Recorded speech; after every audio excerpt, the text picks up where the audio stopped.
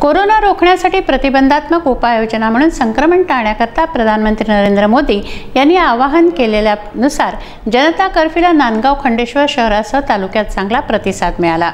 नांदगाव शहरातील बाजारपेठ कडकडीत बंद होती। दिवसभरात एकही व्यक्ती घराबाहेर पडली नाही।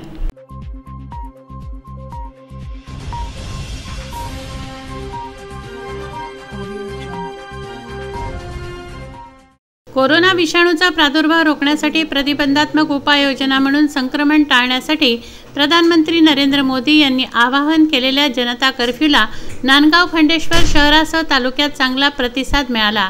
नांदगाव शहरातील संपूर्ण बाजारपेठ कडकडीत बंद होती। एकही व्यक्ती दिवसभरात बाहेर पडला नाही।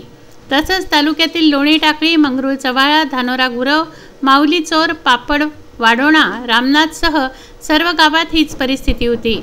नांदगाव खंडेश्वर तहसील प्रशासनाकडून प्रत्येक गावात पाहणी पथक फिरत होते व नांदगाव शहरात देखील पोलिसांनी शहरात गाडी फिरवून घराबाहेर न पडण्याचं आवाहन केलं।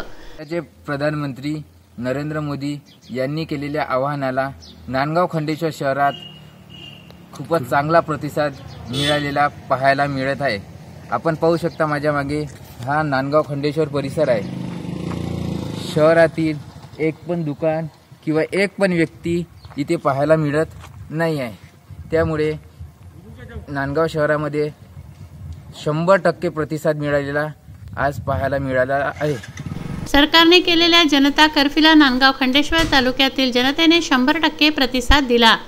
सायंकाळी 5 वाजता शहरातील थोरल्या व्यक्तीपासून ते चिमुकल्यांपर्यंत घंटानाद थाळीनाद करून कोरोना विषाणू या महाभयंकर रोगावर नियंत्रण ठेवणाऱ्या वैद्यकीय डॉक्टरांसह सेवा देणाऱ्यांसाठी नियंत्रण कक्षाचे आभार मानले, अभिवादन केलं।